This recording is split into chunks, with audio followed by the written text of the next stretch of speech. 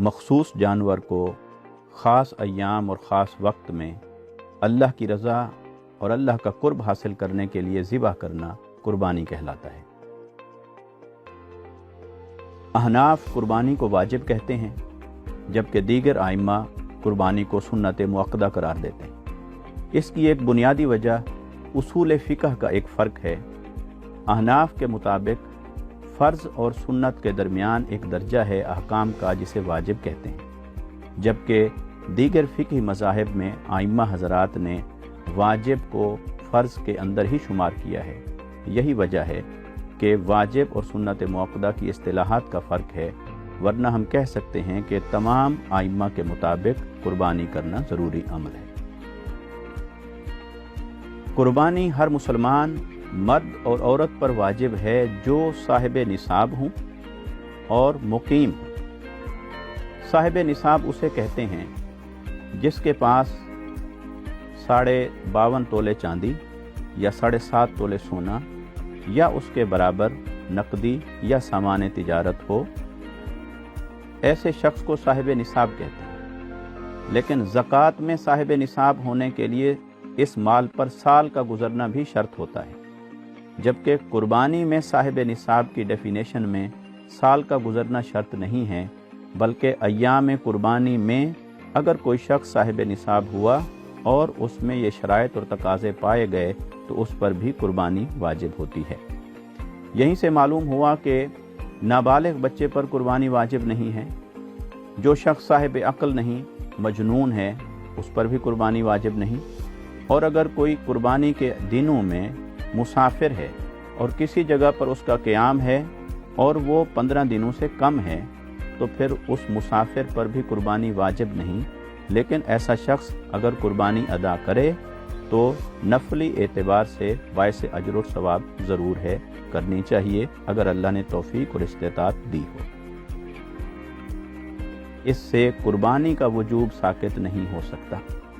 قربانی اسی صورت میں ہی کرنا واجب ہے، یہ شعار اسلامی ہے، لہٰذا قربانی کو اسی شکل میں ادا کرنے کے لیے اگر آپ خود جانور ذبح نہیں کر سکتے اور آپ کے ذہن میں کسی غریب، محتاج اور ضرورت مند کا خیال ہے تو آپ یہی گوشت اور قربانی کا جانور وہاں پہنچا سکتے ہیں جہاں غربا رہتے ہوں، وہاں جانور ذبح کیا جا سکتا ہے آپ کی طرف سے، اور وہ آپ کا مقصد بھی پورا ہو جائے گا، غریبوں کی خوشحالی اور ان تک عید کی خوشیاں پہنچانے کا، اور قربانی بھی ہو جائے گی۔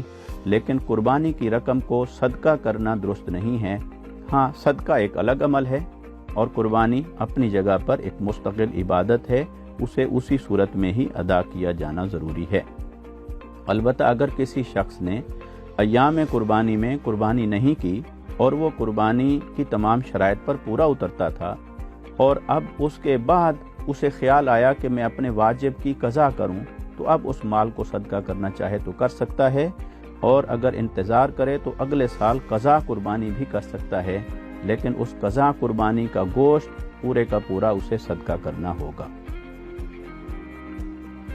3 جانوروں کا ذکر موجود ہے، اونٹ، گائے اور بکری، لیکن ائمہ اور فقہا نے گائے کی تفصیل میں بھینس کو بھی شامل کیا ہے۔ گائے کو عربی میں بقر کہتے ہیں، بھینس کو جاموس کہتے ہیں، اور فقہ حنفی کے مطابق بھی اور دیگر ائمہ نے بھی اس کو ایک ہی جنس شمار کیا ہے۔ جیسے بکری کے اندر دمبا بھی شامل ہے اور بھیڑ بھی شامل ہے، اسی طرح گائے کے اندر بھینس بھی شامل ہے۔ ان جانوروں کی قربانی جائز ہے، مگر اس میں عمر کی تھوڑی شرط ہے۔ اونٹ کم سے کم 5 سال کا ہو، گائے بھینس کم سے کم 2 سال، بکری، بکرا، بھیڑ یا دمبا اس کے لیے 1 سال کم سے کم عمر کا ہونا شرط ہے۔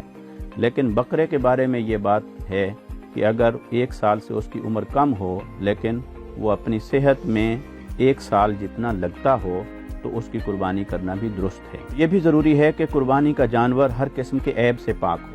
قربانی کا جانور جتنا خوبصورت ہوگا، جتنا موٹا تازہ ہوگا، صحت مند ہوگا، اسی قدر اس کا اجر ہوگا۔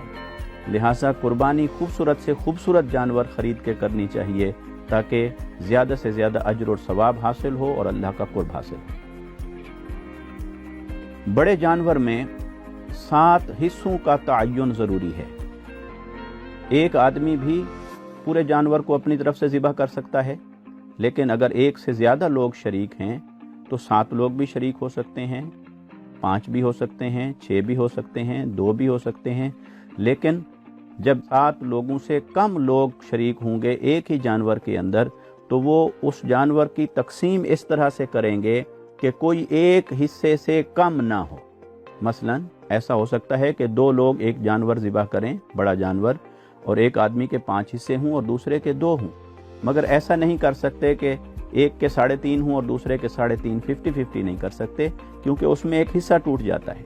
लिहाजा हिस्सों को 7 पर तकसीम किया जाए तो 4 एक के, 3 एक के हो सकते हैं, 5 एक के और 2 दूसरे के हो सकते हैं, 6 एक का और 1 एक का हो सकता है। इस तरह से इस बड़े जानवर में हिस्सों की तफसील आती है। इसमें मुस्तहब है, खुद भी खा सकते हैं, गुराबा पर तकसीम कर सकते हैं, और आइम्मा ने मुस्तहब ये लिखा है कि इसके 3 हिस्से किए जाएं, एक हिस्सा खुद खा लें, एक रिश्तेदारों में बांट दें और एक गरीबों और ज़रूरतमंदों में तकसीम कर दें। लेकिन हस्ब ज़रूरत सारे का सारा अपने ख़ानदान के लिए भी इस्तेमाल किया जा सकता है, सारे का सारा गुराबा में भी तकसीम किया जा सकता है। 1/3 की बजाय कोई किसी और तनासुब से इसको तकसीम करने की ज़रूरत महसूस की जा रही हो तो जैसा भी कर लें, जायज़ है, इसमें कोई हर्ज नहीं। लेकिन कोशिश ये करनी चाहिए कि ज़्यादा से ज़्यादा दूसरे लोगों तक इसका गोश्त पहुँचे, इसी में अजर है और इसी में फजीलत है। कुर्बानी के दिनों को अय्याम कुर्बानी, अय्याम नहर कहते हैं, और ये 10 ज़िलहज, 11 ज़िलहज और 12 ज़िलहज है। 10 ज़िलहज की सुबह सादिक से लेकर 12 ज़िलहज के गुरूब आफ्ताब से पहले तक ये कुर्बानी के दिन हैं, अय्याम नहर। इन दिनों में कुर्बानी करना, जानवर ज़िबह करना जायज़ है। और इसमें शहरों में ख़ास तौर पर जहाँ ईद के इज्तिमात मुनाक़िद होते हैं, वहाँ ये भी ज़रूरी है कि कोई भी कुर्बानी करने वाला ईद की नमाज गुज़रने के बाद करे, ईद का इज्तिमा मुनाक़िद हो जाए और उसके बाद अपना जानवर ज़िबह करे।